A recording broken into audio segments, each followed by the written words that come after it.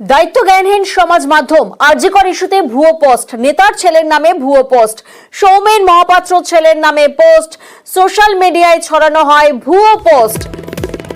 আরজিকর ইস্যুতে ভুয়ো post social সাইটে, দায়িত্বজ্ঞানহীন সোশ্যাল সাইট যেখানে আরজিকর ইস্যুতে ভুয়ো পোস্ট করা হচ্ছে, সৌমেন মহাপাত্রের ছেলের নামে পোস্ট করা হচ্ছে, আর ভুয়ো পোস্ট দেখে কেঁদে ফেললেন সৌমেন মহাপাত্র।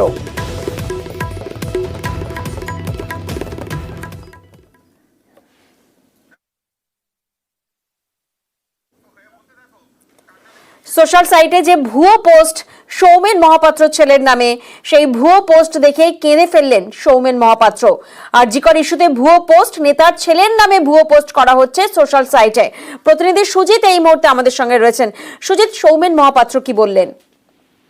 সৌমেন মহাপাত্র রীতিমতো বলা যায় ভেঙে পড়েছে। তিনি বলছেন যে যেভাবে ফেসবুক, টুইটার কিংবা হোয়াটসঅ্যাপে তার ছেলের নাম করে মিথ্যে বদনাম দেওয়ার চেষ্টা হচ্ছে, এবং সেটা একেবারে তিনি যে অভিযোগ করছেন মারাত্মক অভিযোগ, দলের একাংশ রয়েছে, অর্থাৎ তিনি তৃণমূলের তমলুকের একজন বর্তমানে বিধায়ক রয়েছেন, তিনি প্রাক্তন মন্ত্রী। তিনি বলছেন তার ছেলে ডাক্তারি পড়া শেষ করেছে 2017 সালে, অথচ তাকে এখন তার নাম জড়িয়ে তার কথা বলে রীতিমতো তার যে পরিবারের সম্মানহানি করা হচ্ছে এবং চক্রান্ত করা হচ্ছে, এমন কথাও তিনি বলছেন।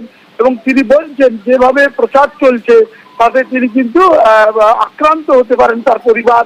কিন্তু এক্ষেত্রে তিনি আবার দুঃখের সঙ্গে জানাচ্ছেন অভিমান করে পুলিশের দ্বারস্থ হবেন না।